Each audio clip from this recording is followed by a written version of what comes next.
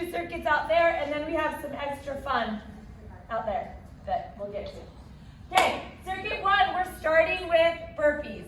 Okay, this is a simple move, but we want to do it correctly. So when we're doing our burpees and we kick our feet back, we want to be able to catch ourselves nice and high. What we see a lot of times with burpees is we kick our feet back and then our hips go down and then we go to the floor. Okay, we're going to hurt our backs. So with our burpees, let's go down, catch ourselves high. If you can't go all the way down to the ground without using that back, then stop wherever it is, okay? So if your push-up looks like this, fine, okay? Come back up, jump, and do that. 8 burpees, okay? Make sure that you're using your core and you're not getting that sway in your back. We're gonna go into a deadlift box jump. So you're gonna have a kettlebell. Okay, this is a bilateral deadlift. So this is a move that you can go heavier on. Pick a kettlebell. We've got some greens out here, yellows, or these gray ones. We're gonna bilaterally deadlift, okay? So feet a little more than shoulder width apart. We're sitting our hips back and down, and then we're coming up, okay? So we're here, get those hips back, push that butt back, and then bring that kettlebell up, and then when you put it down, try and go straight into your box jump, okay? Landing on the box, heel first, okay? So you wanna land nice and soft on that heel when you get, and then stand all the way up on that box. Into a hanging knee crunch. So we're gonna be over here. You're gonna start with your hang, and like we talked about yesterday with our bridge, I want you guys to think of tilting your pelvis forward when you start this, and it will stabilize you so you don't swing as much. So you're gonna start, and then just think about bringing that pelvis forward. It will engage those abs to start, and it will be harder to get swinging because we want to stay nice and quiet when we do this so that it's our abs doing the work and not our momentum of going back and forth. We don't want to be doing this because now we're just using momentum and our abs don't have to work as hard. So get to this spot, tilt that pelvis forward, get those abs started and engaged, and then quietly control those knees up and down. You've got 10 of those. So do circuit 1 twice, circuit 2, wall ball seated twist. You got your wall ball, feet are together. We want to go back a little bit, again, making sure that our pelvis is tilted up a little bit so that we've got those lower abdominals engaged. And we're going to go from side to side. Try to slow this down a titch. I see a lot of people that just power through this.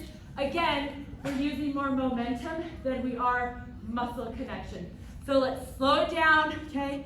And let's use our breathing and connect to those abs and that core to get our body to move from side to side. You have 16 of those. Then we're gonna go. We do our lateral shuffles a lot with a plate. And when Kristen and I talked about it, we thought you guys cheated. I think there's a lot of cheating involved with the plate because you can hold it really high, so then your squat down like isn't so far. So we're using the ball today because with the ball, you have to squat to get that ball to the ground and come up, okay? Same thing with our deadlift. We're thinking of our butt back and down, okay? So butt goes back and down, and we're going to laterally shuffle 10 out and 10 back, okay? Getting that ball to the ground. Yeah, and I will walk around because we want to avoid this. It's not a lateral bend. It's a sit down, back is straight, shoulders are back, and chest is open when we do that. So we got 10 of those, 10 out, 10 back. Each way into a weighted bar jump squat. So again, same motion. So we're really working on that hinge back and dropping that butt straight down. So we're here. So we're just squatting, and then coming up and jumping, okay? Getting our calves involved in that jump, landing on our heels, okay? So we're nice and stable when we start that jump.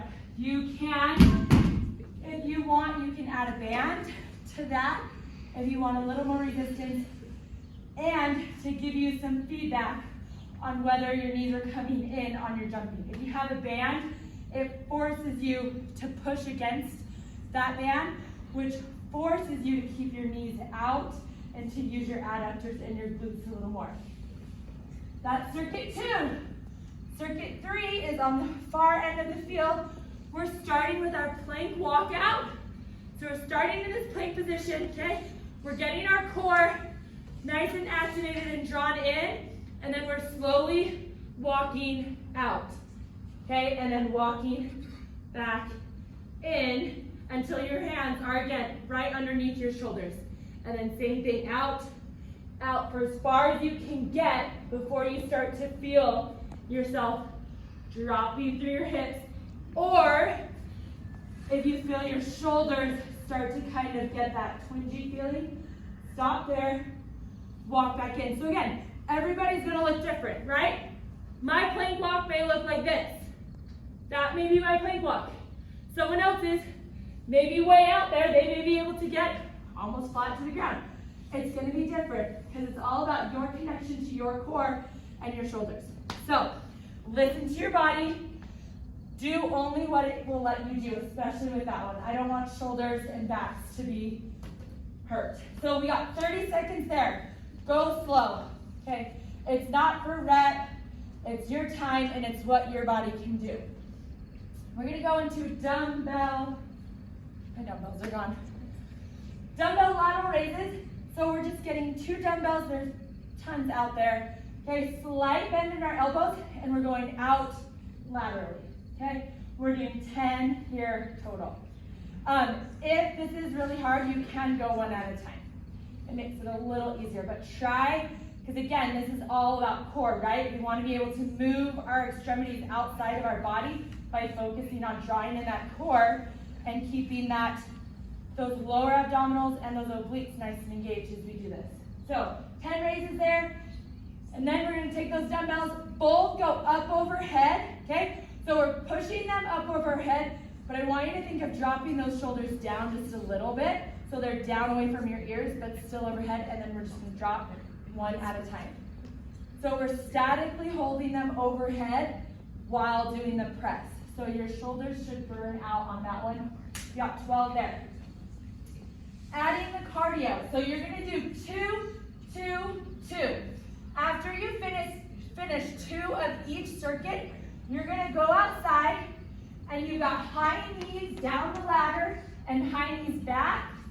Then you've got 10 box jumps, no weight, just box jumps, and then you run down to the side and back.